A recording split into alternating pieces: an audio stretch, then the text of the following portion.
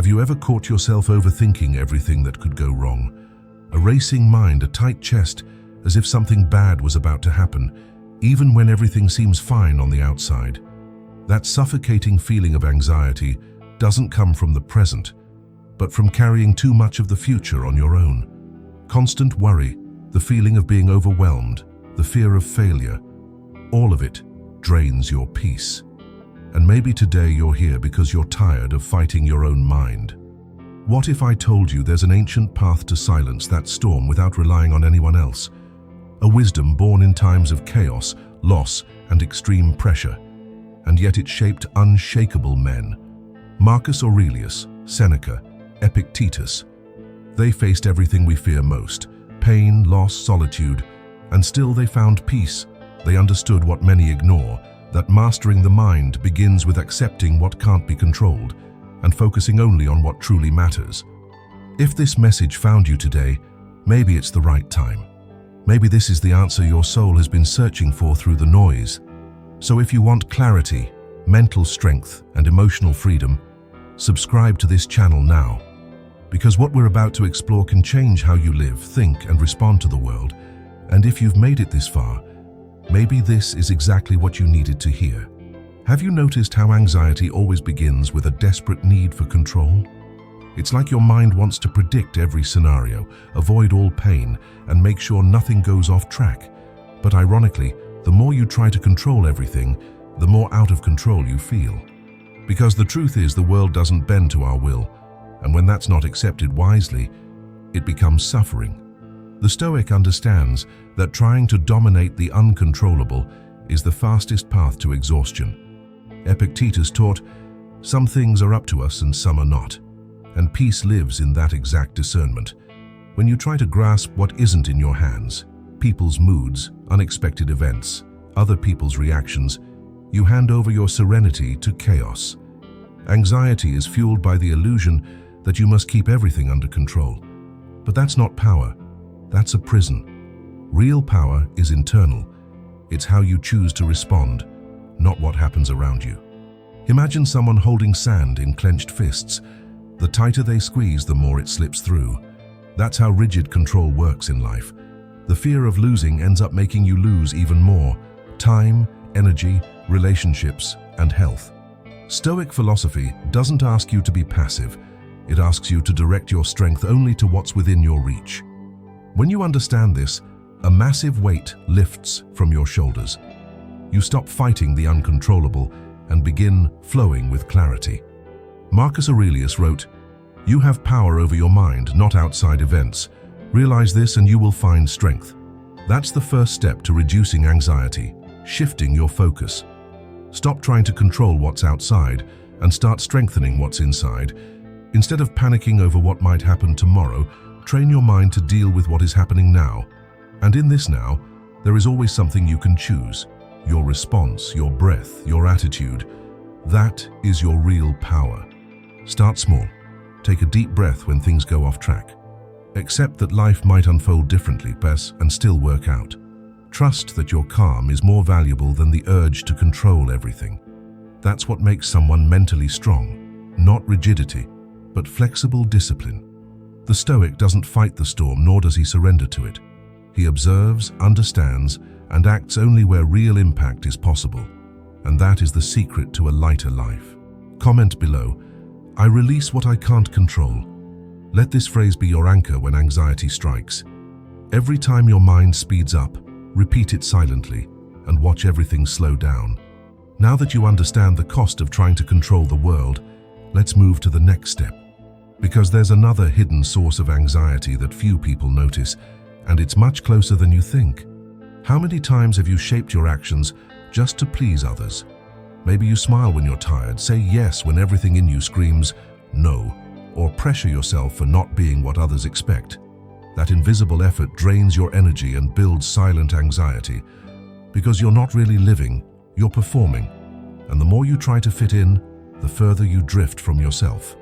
The fear of disappointing becomes a burden no one sees, but that weighs heavily. Epictetus said, "If you want to be free, learn to be indifferent to what doesn't depend on you." And people's opinions definitely don't depend on you. Trying to control what others think is one of the deepest roots of chronic worry. When you base your actions on external approval, you hand the key to your peace to people who may not know what's best for you. That imprisons you.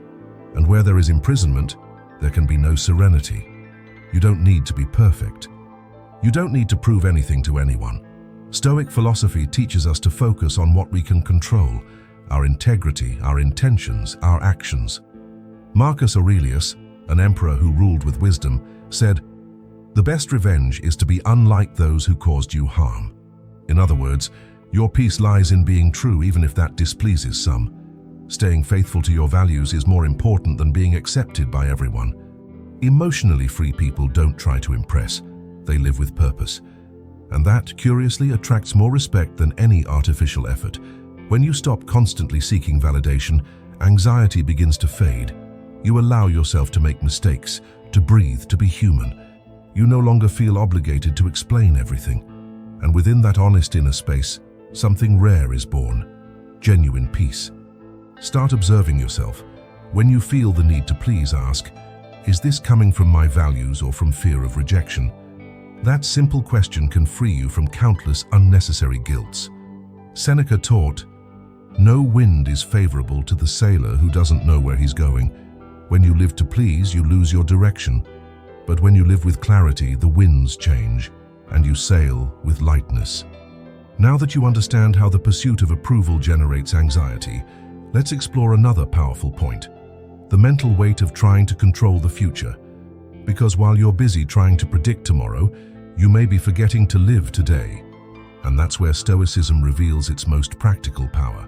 Have you noticed how your mind lives more in tomorrow than in the present? Most of your fears aren't happening right now. They're trapped in what-ifs that may never come true. This constant anticipation of problems, this urge to predict every detail of the future, is a silent poison.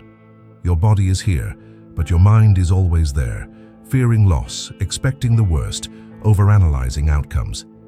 And this mental displacement creates anxiety, exhaustion, and emotional paralysis. Marcus Aurelius wrote, "Anxiety doesn't come from thinking about the future, but from wanting to control it." When you believe you need all the answers right now, you create unnecessary mental overload. Stoicism teaches us to accept the unknown as a natural part of life, not as resignation, but as wisdom. Because the more you try to anticipate what cannot be predicted, the more you disconnect from the only thing you can truly live, the present. And in this present, everything you need is already there.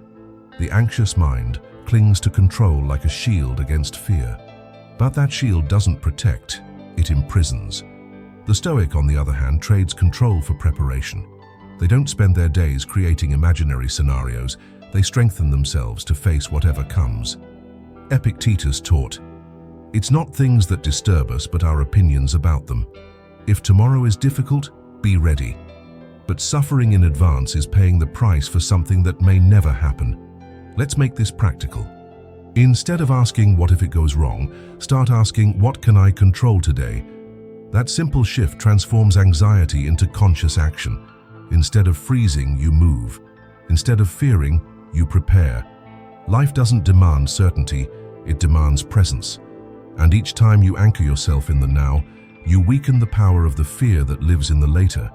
Picture your mind as a flashlight. If you shine it into the future, you leave the now in the dark. But if you illuminate the present, you find clarity, direction, and strength. That's the Stoic essence: to live what's in front of you, with courage and serenity. Seneca reminds us, "We suffer more in imagination than in reality." Returning to the now is the antidote. Comment below, "I choose to live in the now." Let this simple sentence be your mantra whenever your mind tries to drag you into the future.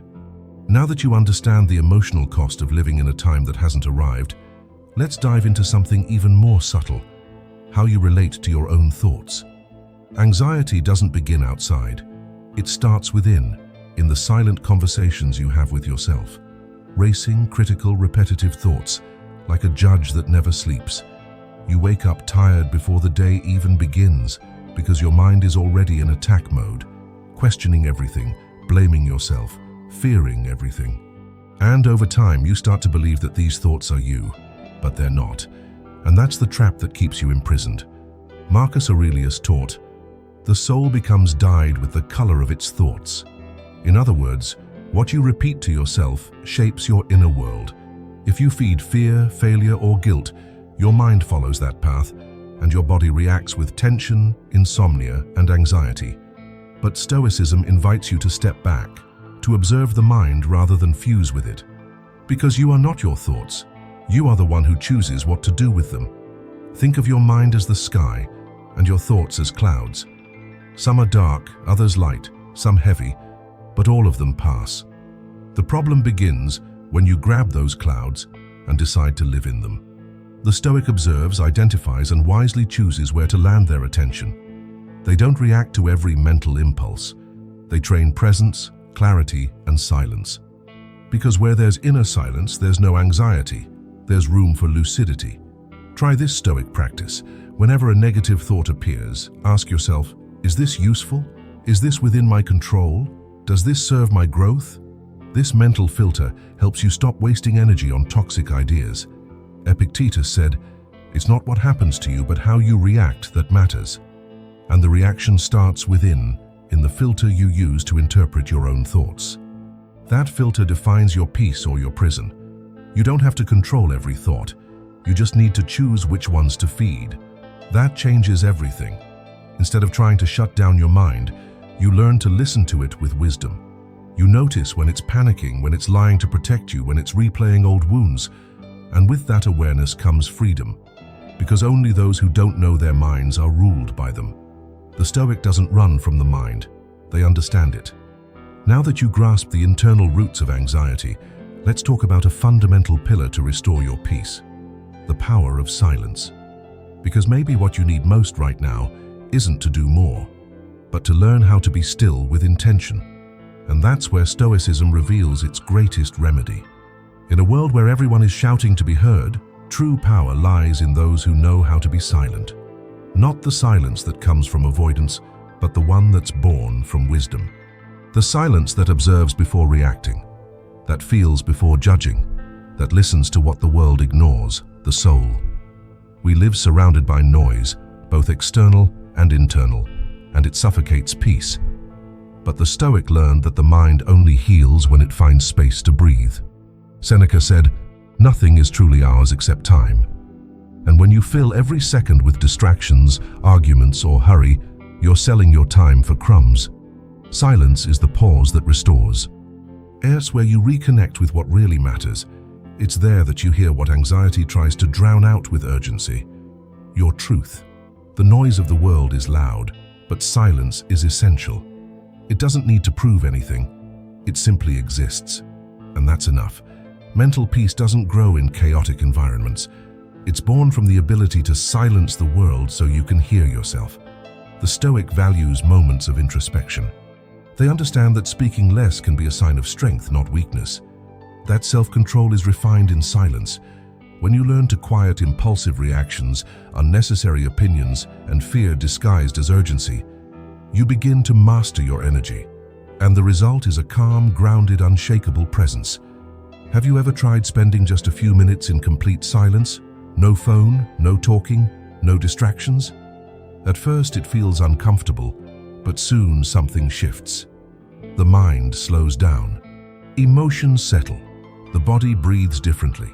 It's as if you step out of the storm and for a moment touch calm. That's where clarity lives. That's where you return to being the author of your own story.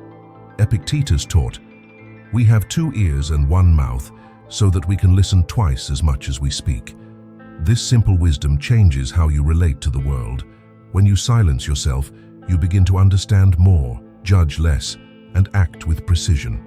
Silence is not emptiness, it's preparation. It's in silence that the soul becomes strong enough to act with purpose, without wasting energy. And when you understand that, even chaos loses its grip on you. Comment below, "I choose the silence that heals me." That simple choice can be your gateway to serenity. Now that you've discovered the healing power of silence, let's explore what happens when you learn to let go of the past. Because often what's holding you back in anxiety isn't the present, It's something you haven't released yet. One of the biggest causes of anxiety isn't in the future, it's in the past. In something you said and regret, in a decision you wish you had made differently, in a wound that still bleeds every time you remember. And your mind, like an echo, repeats all of it day after day, as if reliving it would fix something. But it doesn't. Reliving only reopens. And a wound that doesn't close becomes a silent prison. Stoicism invites us to break this cycle, not through denial, but through understanding. Marcus Aurelius wrote, "The past and the future have no power over you. The present is the only time that exists." But while you carry old guilt or unresolved pain, the now becomes contaminated.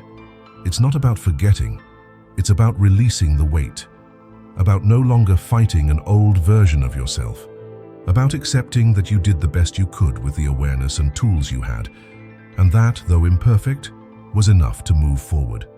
The anxious mind insists on returning to what could have been, but the Stoic doesn't ask, "What if?" He asks, "What now?" Because healing isn't about changing the past, but about changing your relationship with it. Seneca reminds us, life is like a play. It's not about how long it lasts, but how well it's acted. You can't rewrite the first act, but you can change the ending through the choices you make in the present. Forgiving yourself is one of the deepest forms of Stoic wisdom. There's no way to be emotionally strong while harming yourself daily with poisoned memories. The past is a teacher, not an executioner. You no longer need to punish yourself for who you were. You only need to honor what you've learned and use that as fuel to become who you want to be now. And that is liberation. Imagine your past as a road you've already traveled. You can look back and recognize the potholes, the detours, the dangerous curves, but you can't change the path anymore. You can only keep driving with more wisdom, more calm, more awareness. That's the emotional maturity Stoicism builds. You can't find peace while dragging ghosts. Letting go is a choice, and every choice opens a door. Now that you understand how the past might be stealing your peace, let's move into something even deeper: expectations. Because even if you've made peace with yesterday, you might still be trapped in what you expect too much of tomorrow, and that can be just as toxic. Have you ever felt disappointed by someone, even though they never made any promises? Have you been frustrated by an outcome that existed only in your imagination? That's the quiet effect of expectations. They seem harmless at first, a hope, an ideal, a wish. But when unmet, they become hurt, anger, and frustration. And you don't even realize that in truth you're suffering over something that only lived in your mind. Seneca said, "Part of the healing is the desire to be healed. But wanting is not the same as demanding." The Stoic understands that expecting is human, but demanding invites pain. He learns to act with intention, but without attachment to results, to offer without demanding, to serve without expecting a return. Because every time you tie your peace to someone else's response, you give your tranquility to someone who may not even know how to handle it. Anxiety is born from the gap between what is and what you think should be. And the bigger that gap, the deeper the suffering. Stoicism teaches you to close that distance by aligning your expectations with reality. It's not about being cold or detached, it's about being free. Because those who expect less are surprised more. Those who don't cling to ideal scripts live more lightly, and that lightness is what frees you. Here's a simple but powerful practice. Every time you start expecting something from someone, ask yourself, is this under my control? If it isn't, let it go. If it is, take action. But never confuse effort with guarantee. Life is unpredictable, people are complex, and the world doesn't exist to fit your plans. It exists to shape you, even through disappointment. And the Stoic welcomes even that with wisdom. Picture a river. If you try to hold it with your hands, it slips away. But if you learn to swim with the flow, it carries you with less resistance. Expectations work the same way. The more you release them, the more you connect with what's truly happening, not what you imagined. Marcus Aurelius said, "Accept everything that happens as if it were chosen." That's the secret of true peace.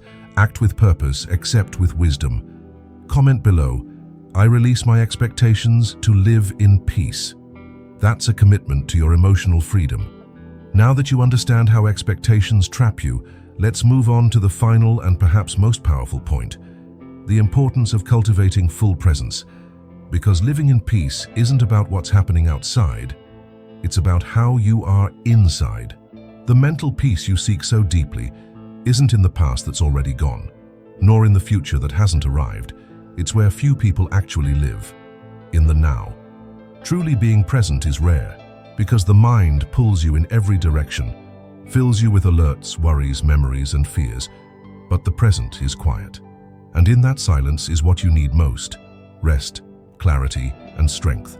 To be here, with all that is, without running or predicting, is the greatest act of courage. Marcus Aurelius said, "The happiness of your life depends upon the quality of your thoughts, and thoughts rooted in presence are thoughts that welcome. They don't judge the moment as wrong. They don't wish to be somewhere else, with someone else, in another time. In that state, you stop reacting and begin to truly live. Presence is the antidote to agitation. It's where the answers that anxiety tries to smother with noise are finally heard." Being present doesn't mean stopping everything. It means being fully engaged in everything. When you eat, you feel. When you walk, you notice. When you listen to someone, you truly hear them. A mind trained in presence doesn't panic over uncertainty. It trusts in what is. And the Stoic cultivates this state with discipline. He meditates, writes, breathes, observes, not because it's trendy, but because it's essential. Peace isn't the absence of problems. It's the ability to move through them without breaking inside. And that strength is born in the now.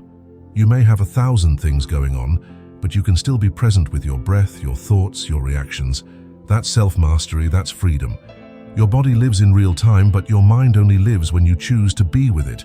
Everything else is illusion, living fragmented, anxious, disconnected. Want to start now? Close your eyes for a moment. Breathe, feel your body. Listen to the sounds around you. Notice that for this instant, nothing is missing. You are whole, alive, here. And that is enough. Stoicism isn't a cold philosophy. It's a call to presence, to live with purpose, clarity, and inner strength. And all of that begins with one simple decision: to be where your feet are. Now that you understand how Stoicism frees your mind from anxiety, you see that the peace you've been looking for was never outside. It's always been in how you think, feel, and respond. It's not about controlling everything, but about no longer being controlled by everything. You've learned that you don't need to change the world to rest. You just need to change what you feed inside yourself. And that's a choice only you can make. A quiet, powerful, daily choice. So, what habit could you change today just by seeing it differently? What thought could you release right now? What expectation, what weight, what fear is ready to be let go? Clarity comes when you stop running from yourself. And mental mastery begins when you decide to face your own mind with compassion and firmness. What once felt like chaos is now fertile ground for transformation. If this video helped you today, imagine what's coming next.